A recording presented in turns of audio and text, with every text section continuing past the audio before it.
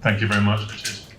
I'm another Richard Hanbury, CEO of Sana Health, and I'm going to start with this in a second, but just before we start, we're on the healthy bit of that proportion. So hands up in the room, anybody who has sleep problems, pain problems or mental health problems, or has someone in their immediate close family that has one of those three.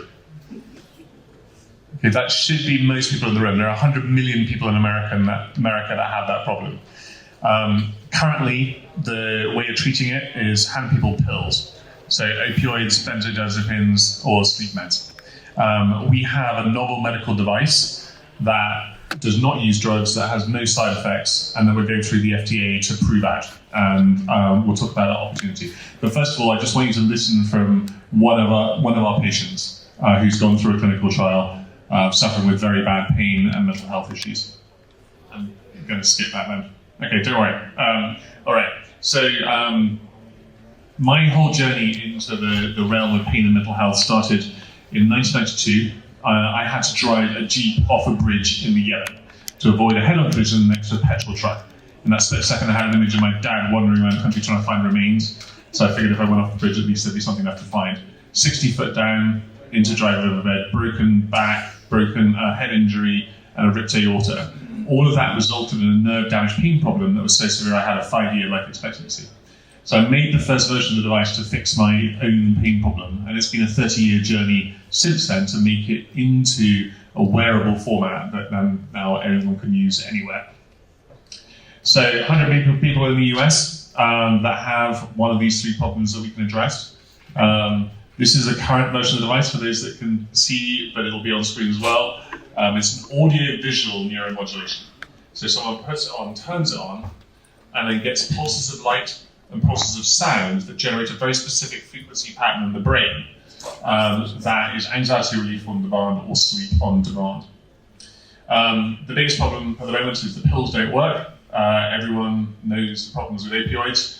Benzodiazepines are the next thing that people will become more aware of, the long-term damage of dementia and Alzheimer's that they cause. The market needs a better solution. Now, how many people in the room know someone with fibromyalgia? Okay, that's quite a few. So 10 million Americans diagnosed, typically 85% women. There are 3 drugs approved, of which only one is used in any great amount, which is Lyrica. And there's a list of the pretty nasty side effects that Lyrica has. So a non-drug solution is needed. And this is what the solution is. It uses pulsed light and pulsed sound, as I said. Who's aware of things like transcranial magnetic stimulation? Taking a big magnet and zapping someone's brain. Well, that's current state of the art, and you have to go to a clinic to have it done. And it doesn't help you when you're not in the clinic. This device can be used at home by anybody, and it's fixing EEG patterns in the brain, which is the picture on the right. What this means is that we're able to help people 4 times the benefit for 4 times as long compared to the best-selling drug. Now that drug sold $2 billion in sales in 2019, which is the last year we have figures for. But most people, 90% of people, stop taking that drug by 2 years, and we're on 80% of people still using the device. Basically, if someone uses one of our devices and gets through the first month, then they typically don't ever stop using it, including the people who, like me, it fixes their problem and then they're a health and wellness user afterwards. With me, it fixed my underlying pain problem in 3 months, and now every time I get on a plane and want to fly long haul but want to have a bit of a sleep and have less jet lag, I just use the device. Or when my kid wakes me up at 4 a.m. in the morning and I want to go back to sleep afterwards. That happens a lot. Very large amount of clinical data. And I can go through that in questions, but also we are doing a demo in the main room, so anybody who wants to come and try the device can come try it later. I'm very happy to answer questions about all the clinical data we've accumulated. FDA Breakthrough Status based on that data. That basically means that the FDA has said your data is good enough that we think that you are going to make a very big difference in the impact of people's lives. That gives us a fast track through the FDA. And it also gives us a fast track to reimbursement. So lots of competition wins, and just recently 3 grants, 2 from the DoD, 1 for PTSD, 1 for pain and sleep, and 1 for, the third one is DHS for resilience. So we're getting a lot of federal help now. 1,500 users so far, over 30 years of all the different kinds of format of the device, from all the laptops, wires and boxes in the early years. Richard Branson first used the device to put himself to sleep on a balloon when he was flying around the world. That was when it was not in a wearable format. But the biggest struggle was getting it into a wearable format, because wearable technology just didn't exist when I was first doing this 30 years ago.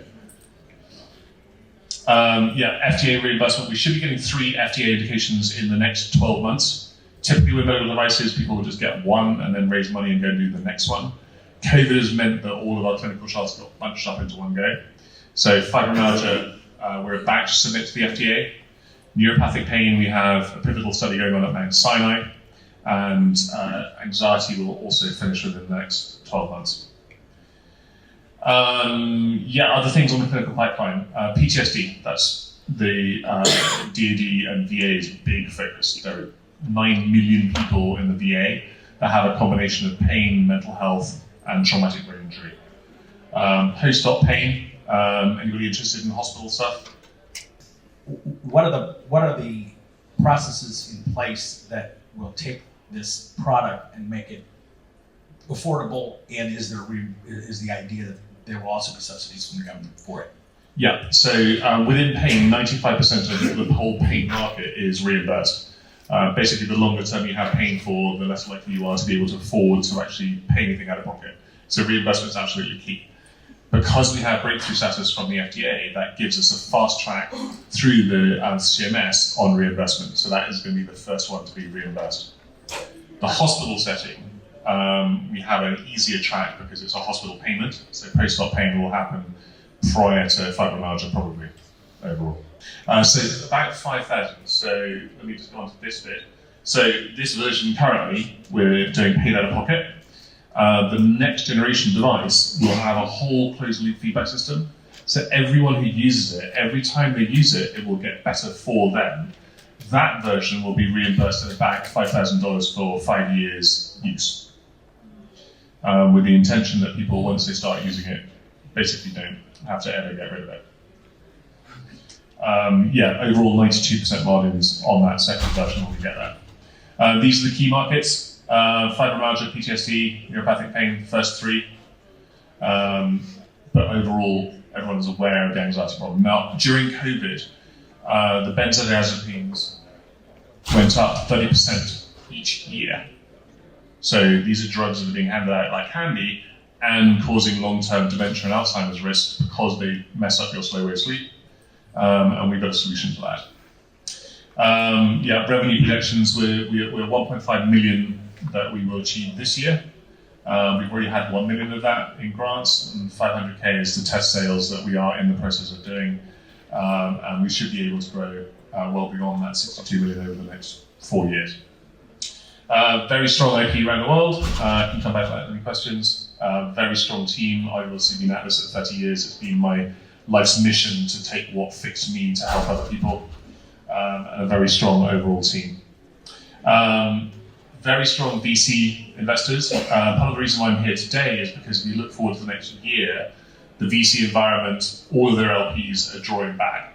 And what happened last time that happened is LPs and family offices started doing more of their own direct investments on particular things that they cared about. And it was a very tough environment for the VCs. We're expecting it to be a tough environment for VCs for at least the next year. Hence why I'm here to build relationships for our future. And the 3 grants, obviously. This current round is a 10 million round, of which we've already raised 5.5.